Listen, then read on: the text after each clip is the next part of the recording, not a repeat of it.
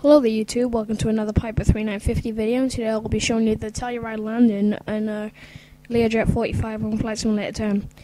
Now, I've just been cleared to land at telluride with full flap settings and my spoilers are set to armed and the gear is down, and I'm coming in at about 140 knots. Before I explain more of this mission, I'm just going to warn you that there are a few graphics glitches towards the end when I switch to my views, but that's just because I'm running flaps and it slows down the frame rate a bit and it just makes it a bit more difficult to work with.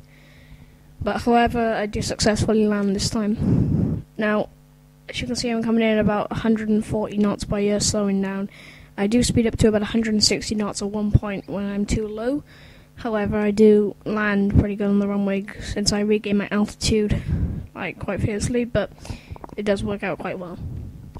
Now, as you can see, my GPS is open again because I use it quite a lot because I find it really helpful on just approaching the runway itself, so I get a good lineup first.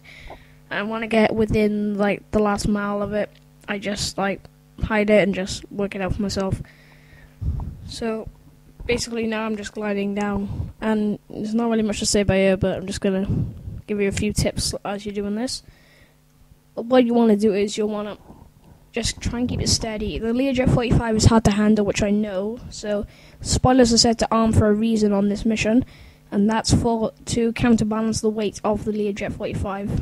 Now, because it's a small plane but very large and powerful, it needs very light controls or it's just gonna go a bit too far. So I'm literally not hardly moving my joystick at all here, and it's just basically just falling about side to side a bit, but it's quite easy to handle once you come in for the landing itself. So I'm just switching around views by here. It's coming up to the graphic glitches now, but just ignore them and just concentrate on this landing.